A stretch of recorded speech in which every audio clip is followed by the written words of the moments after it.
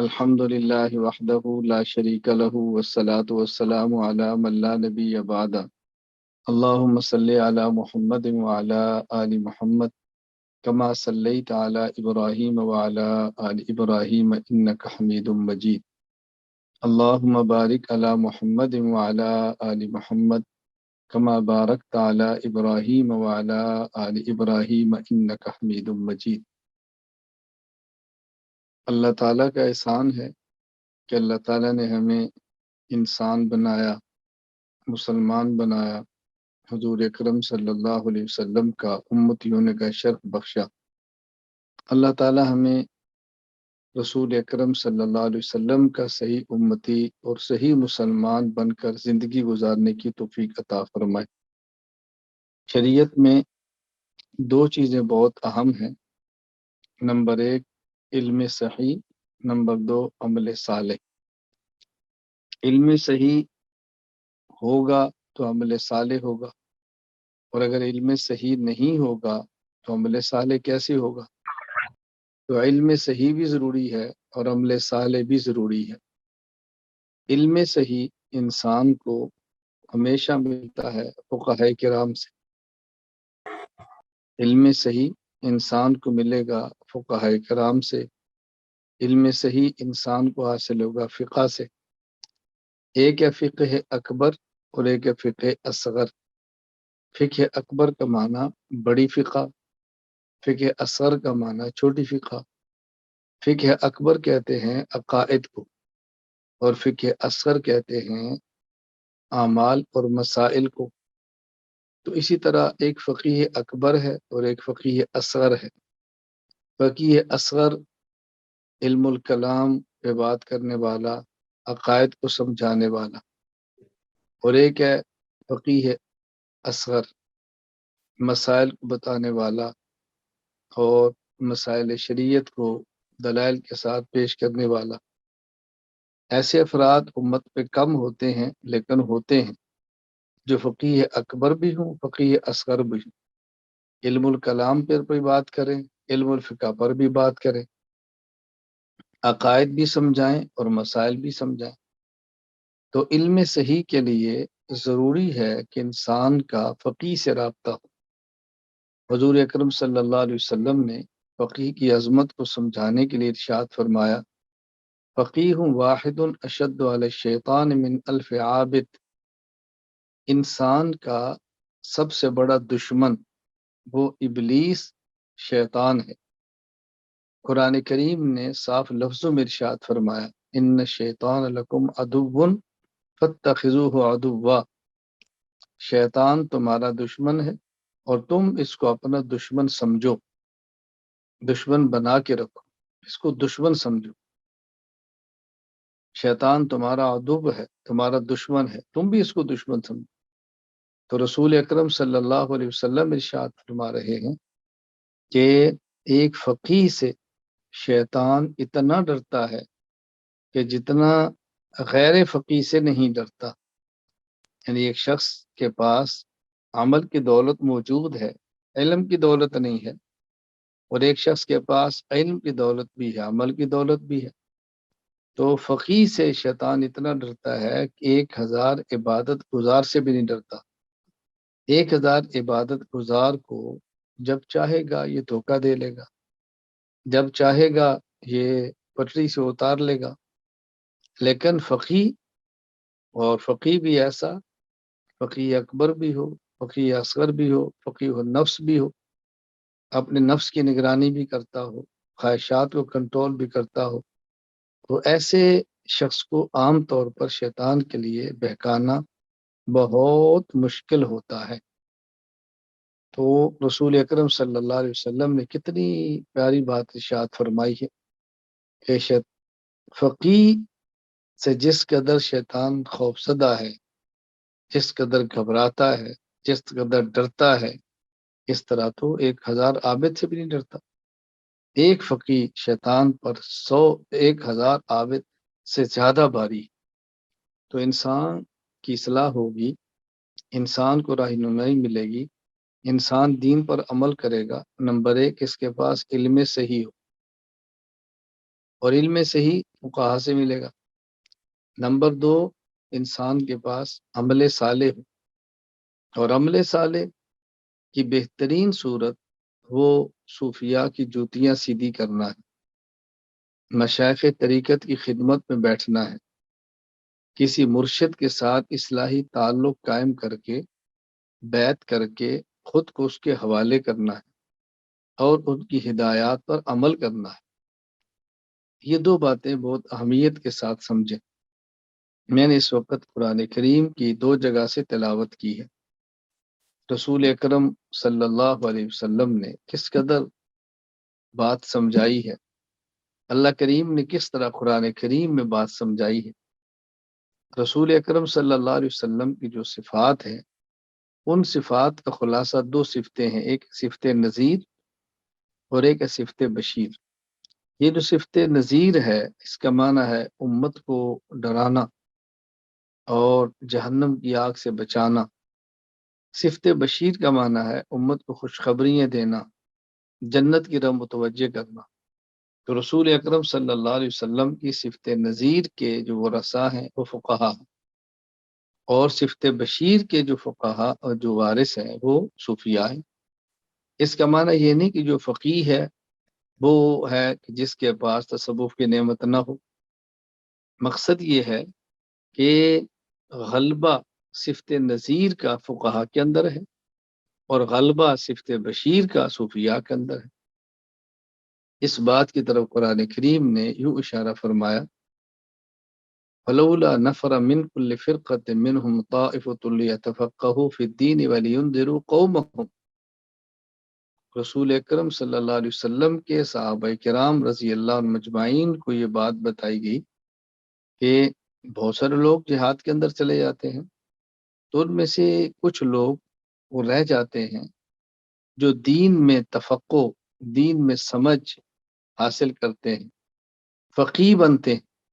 لِيُنذِرُوا قَوْمَهُمْ إِذَا رَجَعُوا إِلَيْهِمْ، جہاد پہ جانے والے جب واپس آئیں گے تو یہ لوگ ان کو احکام شریعت بتا کر اللہ کے خوف سے ڈرائیں گے اور جہنم سے بچانے کی فکر کریں گے۔ تو یہاں دیکھو 2 لفظ ذکر کے لیے، تفقہوا فی الدین، دین میں فقہ حاصل کریں، تفقہ حاصل کریں، سمجھ کریں۔ کیوں؟ لِيُنذِرُوا قَوْمَهُمْ إِذَا رَجَعُوا، تاکہ اپنی قوم کو ڈرا سکیں۔ اور دوسرے مقام پر ارشاد فرمایا، ان اولیاءہ الا المتقون، اللہ اکبر، کہ اللہ تعالیٰ کے جو خاص دوست ہیں، جن کو ولایت خاصہ حاصل ہے، وہ اولیاء متقین ہیں۔ لہم البشریٰ فی الحیات الدنیا فی الآخرہ، ان کو دنیا میں بھی بشارت ہے اللہ کی طرف سے، آخرت میں بھی بشارت ہے۔ اور یہ وہ ہیں لا خوف علیہم ولا هم یحزنون، کہ ان پر نہ تو آئندہ جہنم کا خوف ہوگا، اللہ اپنے کرم سے ان کو جہنم سے بچا لیں گے، اور گزشتہ زندگی پر غم نہیں ہوگا کہ ہم سے فلاں چیز چھوٹ گئی ہے، فلاں نعمت رہ گئی ہے، فلاں سہولت نہیں مل سکی۔ کیوں؟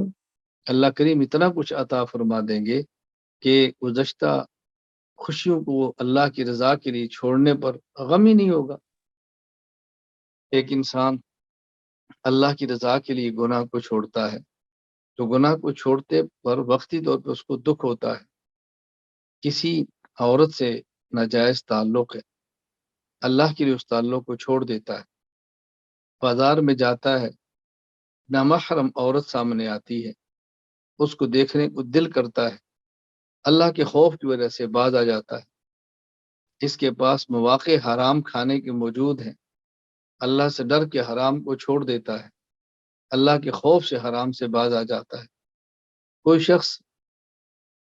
شخص اس کے زیر تسلط ہے، اس کا قبضہ ہے، یہ چاہے تو اس کو مار سکتا ہے، نہیں مارتا، اپنے ہاتھ کو روک لیتا ہے، اپنی زبان کو روک لیتا ہے، کسی کو تکلیف نہیں دیتا، حرام مال سے بچتا ہے، حرام خوشیوں سے بچتا ہے، ناجائز کام سے خود کو روکتا ہے اللہ کے ڈر کی وجہ سے۔ انسان دن کو کام کرتا ہے، تھکا ہوا گھر آتا ہے، گھر آ کر تھکاوٹ کے باوجود اللہ کا حکم ادا کرتا ہے، نماز پڑھتا ہے، اللہ کا حکم ادا کرتا ہے، بیوی کی خوشی کا خیال کرتا ہے، اللہ کا حکم کا خیال کر کے اولاد پہ شفقت کا معاملہ کرتا ہے کہ کتنی مشقت برداشت کر رہے ہیں۔ اب یہ شخص تھکاوٹ ہے، میں مبتلا ہے، تھکا ہوا ہے، پریشانیاں ہیں، رات کو تہجد کے لیے مصلی پر کھڑا ہے، اللہ سے مانگ رہا ہے، اللہ سے راز و نیاز کے اندر مشغول ہے، تو دیکھو کتنی اپنی خوشیاں چھوڑ رہا ہے، اپنی نیند کو چھوڑتا ہے، جذبات کو قربان کرتا ہے، اپنی مشقت کو برداشت کرتا ہے، لیکن کسی حال میں بھی اللہ کو ناراض نہیں کرتا۔ دعا کریں کہ اللہ تعالیٰ ہمیں ایسا بنا دے کہ ہم اللہ کو راضی کرنے والے بن جائیں، کبھی اللہ ہم سے ناراض نہ ہو، اللہ ہم سے ناراض نہ ہو۔ دیکھو اللہ راضی رہے، پوری دنیا ناراض ہو جائے، انسان کا کچھ نہیں بگڑتا، اور اللہ ناراض ہو جائے، پوری دنیا انسان سے راضی ہو، تو انسان کے پاس کچھ بھی نہیں بچتا۔ ہر وقت اس بات کی فکر کرنا ضروری ہے، اللہ تعالیٰ ہم سے راضی ہو جائے، اللہ کا حبیب ہم سے راضی ہو جائے، کوئی ایسا مرحلہ نہ آئے کہ جس میں ہم اللہ کو ناراض کریں، خلوت ہو یا جلوت، کہ لوگوں کے بیچ میں ہو، لوگوں سے باہر ہو، بس اللہ کو ناراض نہ کریں۔ یہی شریعت کا مقصد ہے، یہی دین کا مقصد ہے، یہی علم کا مقصد ہے، یہی علم حاصل کرنے کا بنیادی مقصد ہے، یہی غرض ہے۔ ہم نے مشورہ کیا ہے، بڑی طویل محنت ہوئی ہے، آپ حضرات کے لیے فکر ہوئی ہے، اور چاہا ہے کہ دنیا بھر کے لوگوں کو جوڑا جائے، علماء کے ساتھ، فقہاء کے ساتھ، اہل علم کے ساتھ، صوفیاء کے ساتھ، مشائخ کے ساتھ، تاکہ ان کو ظاہری علم بھی ملے، باطنی علم بھی ملے۔ تعمیر ظاہر بھی ضروری ہے، تعمیر باطن بھی ضروری ہے۔ آپ اپنا گھر دیکھ لیں، اپنی گاڑی دیکھ لیں، گاڑی باہر سے بھی اچھی ہو، اندر سے بھی صاف ہو، سفر کا لطف تو تبھی آتا ہے۔ انسان کا گھر باہر سے بھی اچھا ہو، انسان کا گھر اندر سے بھی آرام دہ ہو، رہنے کا مزہ تو تبھی آتا ہے۔ آپ کھانا کھاتے ہیں، روٹی کی ظاہری حالت بھی اچھی ہے، اندر سے بھی خالص اور طاقت والی ہے، لطف تو تبھی آتا ہے۔ میں کس درد کے ساتھ آپ حضرات کی خدمت میں یہ باتیں عرض کروں، اللہ کرے جو درد میں رکھتا ہوں، جس درد سے بات سمجھانا چاہتا ہوں، وہ بات ہمیں سمجھ آ جائے۔ تعمیر ظاہر کا بھی خیال کریں، تعمیر باطن کا بھی خیال کریں، علم صحیح بھی حاصل کریں، عمل صالح بھی حاصل کریں۔ تعمیر ظاہر فقہا کا کام ہے، تعمیر باطن صوفیاء کا کام ہے۔ علم صحیح فقہا سے ملے گا، عمل صالح مشائخ کی خدمت اور جوتوں کی سیدھا کرنے سے ملے گا۔ ہم نے مرکز اہل سنت والجماعت، خانقاہ حنفیہ، ان دونوں چیزوں کا خیال کیا ہے۔ ای مرکز کے تحت انتظام کیا ہے، آن لائن خانقاہی بیانات شروع کیے ہیں۔ مقصد یہ ہے ہمارا ظاہر بھی ٹھیک ہو، ہمارا باطن بھی ٹھیک ہو، ہمیں علم صحیح بھی ملے، عمل صالح بھی ملے۔ ہم نے یہ جو 4 سالہ عالم کورس کا آغاز کیا ہے، آپ حضرات اس کی بنیاد ہیں۔ رسول اکرم صلی اللہ علیہ وسلم نے ارشاد فرمایا، من سن سنتا حسنتا فلہ اجرها واجر من عمل علیہ۔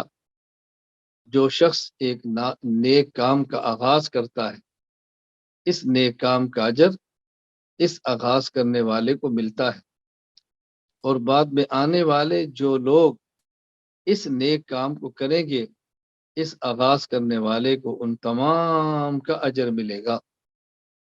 تو انشاءاللہ اللہ کی ذات سے ہمیں امید رکھنی چاہیے کہ اس 4 سالہ عالم دین کورس کے پہلے سال کا اجر بھی ملے گا، آگے پڑھتے جائیں اس کا اجر بھی ملے گا، اور جو لوگ قیامت تک اس کورس میں شریک ہوں گے، اللہ تعالیٰ ہمیں اس کا اجر بھی دیں گے، کیونکہ اس کام کی بنیاد ہے۔ آپ مبارکباد کے مستحق ہے، لائق 100 مبارکباد ہے، لائق 100 ستائش ہے کہ الحمدللہ اس کورس میں آپ نے حصہ لیا ہے۔ بس میں آپ کی خدمت میں گزارش کروں گا، 2 باتوں کا بہت اہتمام فرمائیں۔ نمبر 1، علم صحیح کو حاصل کرنے کی بھرپور کوشش کریں۔ نمبر 2، عمل صالح اختیار کرنے کی بھرپور کوشش کریں۔ اللہ تعالیٰ آپ کو علم صحیح عطا فرمائے، عمل صالح عطا فرمائے۔ اللہ تعالیٰ آپ کی برکت سے مجھ نالائق کو بھی علم صحیح عطا فرما دے، عمل صالح عطا فرما دے۔ اس بات سے ہمیشہ بہت زیادہ خوف اور ڈر رہتا ہے، کہیں ایسا نہ ہو کہ ہماری وجہ سے لوگوں کی زندگیاں بدل جائیں، وہ برائی سے اچھائی کی طرف آ جائیں، گناہ سے نیکی کی طرف آ جائیں، اور ہماری زندگی نہ بدلی تو آخرت میں ہمارا مواخذہ نہ ہو۔ اس لیے میں آپ سے گزارش کروں گا کہ آپ میرے لیے بھی دعا فرمائیں، اپنے اساتذہ کے لیے بھی دعا فرمائیں۔ اللہ تعالی ہمیں بھی اپنی محبت، اپنی رضا، اپنی خوشی عطا فرمائے۔ اللہ تعالی ہمیں بھی اولاد کی خوشیاں دیکھنے نصیب فرمائے۔ اللہ تعالی ہمیں بھی جنت عطا فرمائے، اپنی رضا عطا فرمائے۔ اللہ ہمیں جہنم کے، قبر کے عذاب سے، اپنی ناراضگی سے محفوظ فرمائے۔ اپنے لیے بھی دعا کریں، میرے لیے بھی دعا کریں، اللہ تعالی ہم سب سے راضی ہو جائے۔ اللہ تعالی مجھے بھی توفیق دے، اللہ تعالی آپ کو بھی توفیق عطا فرمائے۔ وآخر دعوانا ان الحمد للہ رب العالمین، الحمد للہ رب العالمین، والصلاة والسلام علی رسولہ وعلی آلہ وصحابہ اجمعین۔ ربنا ظلمنا انفسنا وان لم تغفر لنا وترحمنا لنکونن من الخاسرین۔ ربنا ظلمنا انفسنا وان لم تغفر لنا وترحمنا لنکونن من الخاسرین۔ ربنا ظلمنا انفسنا وان لم تغفر لنا وترحمنا لنکونن من الخاسرین۔ یا اللہ کریم، ہم آپ کی عدالت میں، اے اللہ آپ کے دربار میں اپنے تمام جرائم کا، اپنے تمام گناہوں کا اعتراف کرتے ہیں۔ اے اللہ تو ہمارے ان گناہوں کو اپنے کرم سے معاف فرما دے۔ اے اللہ کتنے گناہ رات کی تاریکیوں میں، دن کی خلوتوں میں کیے، جن کو آپ کے علاوہ کوئی نہیں جانتا۔ اے اللہ کریم ہمارے عیوب پر ستاری کی چادر کو ڈال دے۔ اے اللہ ستاری کی چادر کو ڈال دے، ستاری کی چادر کو ڈال دے۔ اے اللہ دنیا میں بھی رسوائی اور ذلت سے بچا لے، آخرت میں بھی رسوائی اور ذلت سے بچا لے۔ اے اللہ اپنی ناراضگی سے بچا لے۔ اے اللہ اپنے قہر اور غضب سے بچا لے۔ اے اللہ کریم قہر اور غضب سے بچا لے۔ اے اللہ ہم آپ کی ناراضگی کے متحمل نہیں ہیں۔ اے اللہ کریم ہم آپ کے قہر اور غضب کے متحمل نہیں ہیں۔ اے اللہ ہم قبر کے عذاب، موت کی سختیاں، آخرت کے عذاب، اللہ ان کے متحمل نہیں ہیں۔ اپنے کرم سے تو ہماری حفاظت فرما لے۔ اے اللہ یہ طلباء تیرے، اے اللہ یہ طلباء تیرے دین کا علم حاصل کرنے کے لیے پوری دنیا سے متوجہ ہوئے ہیں۔ اے اللہ پوری دنیا سے ایک نقطہ ای مرکز پر اکٹھے ہوئے ہیں۔ اے اللہ تو ان کا جمع ہونا قبول فرما لے۔ اے اللہ قبول فرما لے۔ اے اللہ ہم میں سے کسی کو بھی ہمارے گناہوں کی وجہ سے محروم نہ فرما۔ اے اللہ ہمارے گناہوں کی وجہ سے محروم نہ فرما، ہمارے گناہوں کی وجہ سے محروم نہ فرما۔ اے اللہ ہمارے ساتھ ہمارے اعمال والا معاملہ نہ فرما۔ اللہ تو ہمارے ساتھ اپنی رحمت والا، اپنے کرم والا معاملہ فرما۔ اے اللہ ہمارے ساتھ وہ معاملہ نہ فرما جس کے ہم مستحق ہیں، ہمارے ساتھ وہ معاملہ فرما اے اللہ جو آپ کی شان کے لائق ہے۔ اے اللہ جو آپ کی شان کے لائق ہے، جو آپ کے کرم کے لائق ہے۔ ہم آپ کے دربار پر بڑی امیدیں لے کر بیٹھے ہیں۔ اے اللہ کریم آپ کے در کے علاوہ ہمارا کوئی در نہیں، آپ کے گھر کے علاوہ ہمارا کوئی گھر نہیں۔ اے اللہ کریم آپ کی ذات کے علاوہ ہمارا کوئی آسرا نہیں۔ اے اللہ تو ہمیں معاف فرما دے۔ اے اللہ معاف فرما دے۔ اے اللہ معاف فرما دے۔ ہمیں اپنا محبوب ترین بندہ بنا لے۔ اے اللہ ظاہری اور باطنی بیماریوں سے ہماری حفاظت فرما لے۔ اے اللہ جو طلباء اس بیان میں شریک ہے، اے اللہ یا کسی عذر کی وجہ سے شریک نہیں ہو سکے تو سب کی جائز خواہشات کو پورا فرما دے، جائز حاجات کو پورا فرما دے، جائز ضرورتوں کو پورا فرما دے۔ یا اللہ یہ دین کا علم حاصل کرنے والے تیرے محبوب بندے ہیں، ان کی برکت سے اللہ تو مجھے بھی معاف فرما دے، اساتذہ کرام کو معاف فرما دے، مرکز کے عملے کو معاف فرما دے۔ اے اللہ اپنے در کا محتاج بنا کر غیروں سے غنی فرما دے، اپنے خزانہ غیب سے ہماری ساری ضرورتیں پوری فرما دے۔ اے اللہ کوئی بھی ساتھی دعا کا کہنا چاہتا ہو، اے اللہ وہ نہ کہہ سکا ہو یا آئندہ نہ کہہ سکے، اپنے کرم سے سب کی دعائیں قبول فرما لے۔ وصلی اللہ تعالی علی رسول خیر خلقہ محمد وعلی آلہ وصحابہ اجمعین، آمین برحمتک یا ارحم الراحمین۔